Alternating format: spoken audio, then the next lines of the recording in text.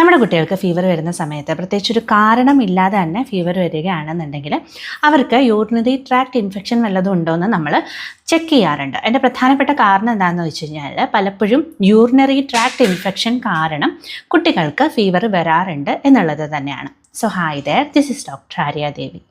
കുട്ടികൾക്ക് ഈ ഒരു ഫീവർ വന്നതിൻ്റെ കാരണം യൂറിനറി ട്രാക്ട് ഇൻഫെക്ഷൻ ആണെന്ന് നമ്മൾ കൺഫേം ചെയ്യുന്നത് ടെസ്റ്റുകളിലൂടെയാണ്. അതായത് യൂറിൻ റൂട്ടീൻ ടെസ്റ്റ് അല്ലെങ്കിൽ യൂറിൻ കൾച്ചറൊക്കെ ചെയ്തതിന് ശേഷമാണ് ഈ ഒരു കാരണം നമ്മൾ കൺഫേം ചെയ്യുന്നത്. തീരെ ചെറിയ കുട്ടികൾക്കൊക്കെ യൂറിനറി ട്രാക്ട് ഇൻഫെക്ഷൻ കാരണം ഉണ്ടാകുന്ന ഫീവറിൻ്റെ സമയത്ത് ഇറിറ്റബിൾ ആയിട്ട് കാണപ്പെടാം, നല്ല ക്ഷീണം അനുഭവപ്പെടുന്നതായിട്ട് നമുക്ക് തോന്നാം, പ്രോപ്പറായിട്ടുള്ള ഫീഡിങ് അവർ എടുക്കുന്നുണ്ടാവില്ല. ഇത്തരത്തിലുള്ള ലക്ഷണങ്ങളാണ് തീരെ ചെറിയ കുട്ടികളിൽ നമുക്ക് പലപ്പോഴും കാണാനായിട്ട് സാധിക്കുക. മുതിർന്ന കുട്ടികളാണെങ്കിൽ പലപ്പോഴും അവർക്ക് ഈ ഒരു ഫീവറിനോടൊപ്പം തന്നെ ഫ്രീക്വൻ്റ് ആയിട്ട് യൂറിൻ പാസ് ചെയ്യാനുള്ള ഒരു ടെൻഡൻസി കാണിക്കുക, അല്ലെങ്കിൽ യൂറിൻ പാസ് ചെയ്യുന്ന സമയത്ത് വേദന അനുഭവപ്പെടുക തുടങ്ങിയ ലക്ഷണങ്ങളും ചിലപ്പോൾ നമുക്ക് കാണാനായിട്ട് സാധിക്കുന്നതാണ്. കുട്ടികൾക്കാണെങ്കിലും മുതിർന്നവർക്കാണെങ്കിലും റിക്കറൻ്റ് ആയിട്ട് യൂറിനറി ട്രാക്ട് ഇൻഫെക്ഷൻ വന്നുകൊണ്ടിരിക്കുകയാണ്.